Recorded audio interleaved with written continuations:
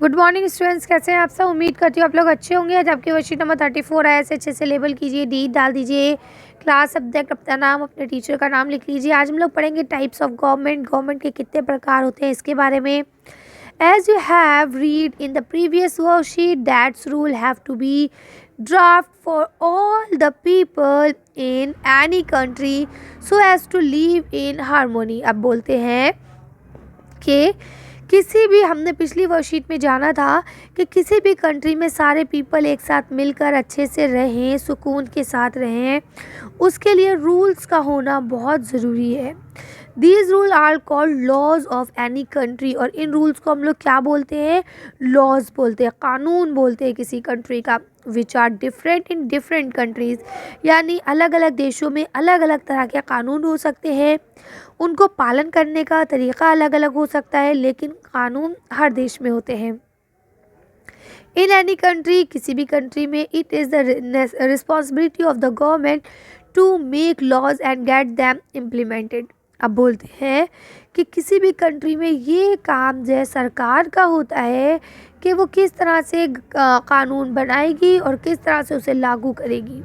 ठीक है, और ये बहुत ज़रूरी है। अगर कानून नहीं होंगे तो कोई भी इंसान किसी के साथ कोई भी भेदभाव कर सकता है, बदतमीज़ी कर सकता है, मारा पीटी कर सकता है, कुछ भी कर सकता है ना। और उसे रोकने वाला, उस पर पाबंदी लगाने वाला कोई नहीं होगा। फिर वही वाली मिसाल हो जाएगी, जिसकी लाठी उसकी भैंस, है ना।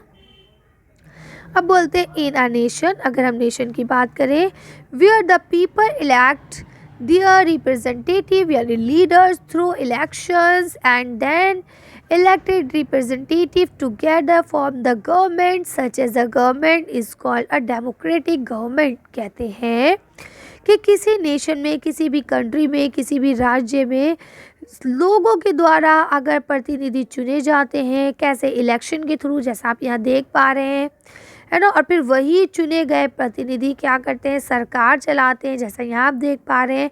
तो ऐसा कौन सी गवर्नमेंट में होता है? डेमोक्रेटिक गवर्नमेंट में होता है, यानी लोकतांत्रिक सरकार में ऐसा होता है।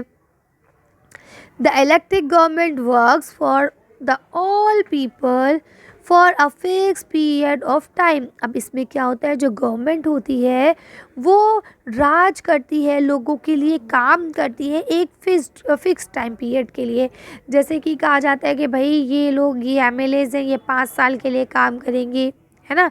ये एमपी हैं, 5 साल के लिए काम करेंगे। जो भी है, सबकी अलग अलग टाइम लिमिट होती है, हर जगह अलग अलग होती है। ठीक है, अब देखिए यहाँ लिखा हुआ है, people can seek information and ask question about the work done by the government. इस वाली सरकार में, डेमोक्रेटिक सरकार में, डेमोक्रेटिक गवर्नमेंट में क्या होता है? लोग जो है वो सरकार से क्वेश्चंस पूछ सकते हैं कि भाई आपने क्या काम किया, उस पर आवाज़ उठा सकते हैं। ठीक है, उससे इन्फॉर्मेशन ले सकते हैं। टू परफॉर्म दिस फंक्शन, ये जो फंक्शन होता है, ये जो काम चल रहा है, the government has some authority in the form of power. इन सबको करने के लिए, इन कामों को, गवर्नमेंट को कुछ अथॉरिटीज़ होती हैं, कुछ मतलब पावर मिली हुई होती है, जिसको हम क्या कहते हैं? पावर कहते हैं। In order to coordinate among the people of the country. ये किस लिए दी जाती है? ताकि वो जो आपके देश है, जो आपका राज्य है, उसके लोगों के साथ कोऑर्डिनेट कर पाए। द गवर्नमेंट मेक रूल्स, यानी लॉज, गवर्नमेंट लॉज बनाती है, विच आर इन रिटर्न, जो कि लिखा हुआ होता है। These law are applying equal to all people. और ये सारे लॉज जो है सारे लोगों के लिए बराबर होते हैं। बेटा देखिए, ये लिखे हुए इसलिए होते हैं क्योंकि कही हुई बात की कोई वैल्यू नहीं होती है। इंसान पलट सकता है, कह सकता है कि भाई मैंने तो ऐसा नहीं कहा था, ये तो आप अपनी तरफ से बोल रहे हो, है ना।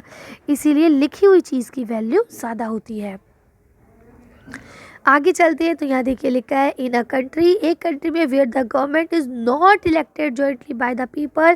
कहते हैं ऐसे सरकार, ऐसे देश में जहाँ पे सरकार लोगों के द्वारा नहीं चुनी जाए। The right to make the all decision in the form of government lies with only one person is called king और क्वीन। यानी जो भी डिसीजन लेने हैं, जो भी फैसले लेने हैं, वो गवर्नमेंट के नहीं बल्कि एक ही आदमी के हाथ में हो, जिसे हम राजा या रानी कहते हैं, द किंग। अब कहते हैं द किंग और queen choose the next king और क्वीन अमॉन्ग हिज सन और डॉटर और by any person of his on free will. अब बोलते हैं कि फिर क्या होता है कि क्वीन और किंग जो है वो अपने बाद अगला राजा या रानी अपने ही बच्चों में से किसी को चुनते हैं, बेटा या बेटी को चुनते हैं। इसके बाद या फिर वो ऐसे लोगों को चुनते हैं जो कि उनके अपने होते हैं, है ना। मतलब वो फ्री है, वो किसी और से राय मशवरा करते ही नहीं है। द किंग और queen discuss various issues with some of his trusted person and decided.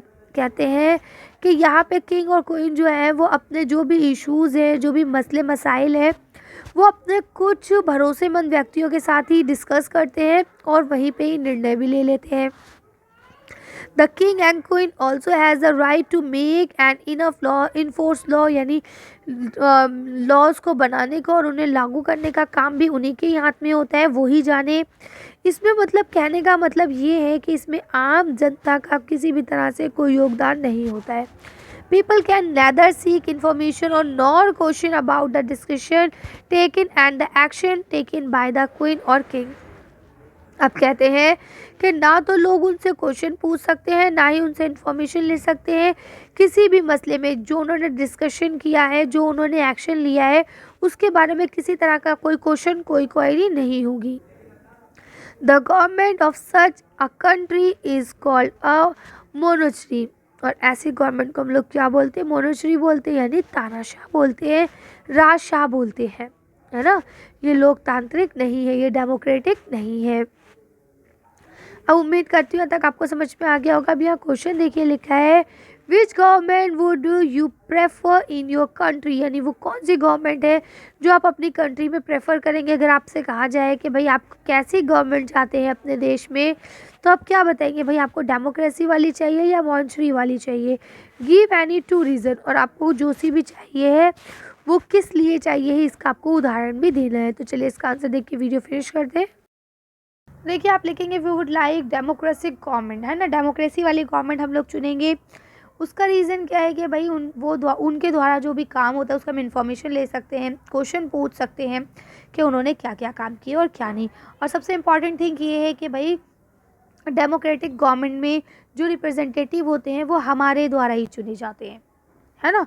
इसीलिए हम लोग कौन सी गवर्नमेंट को चुनेंगे? डेमोक्रेटिक। यहाँ तक आप आंसर लिखेंगे। अगर आपसे ये पूछा जाता है कि आप दूसरी वाली गवर्नमेंट को क्यों नहीं चुनेंगे, तब आप ये आंसर लिखेंगे कि भाई उस गवर्नमेंट को एक तो वो अपनी मर्ज़ी से चलती है, दूसरी चीज़ ये उनकी इन्फॉर्मेशन या क्वेश्चन उनसे हम नहीं कर सकते हैं किसी भी बारे में। ठीक है, चलिए तो आज की वर्कशीट को हम यही खत्म करते हैं। आज की वीडियो में बस इतना ही। अगर आपको हमारी वीडियो पसंद आई हो तो प्लीज़ इसे लाइक और शेयर करें। अगर अभी तक आपने हमारे चैनल को सब्सक्राइब नहीं किया तो प्लीज़ मेरे चैनल को सब्सक्राइब करें। Thank you for watching.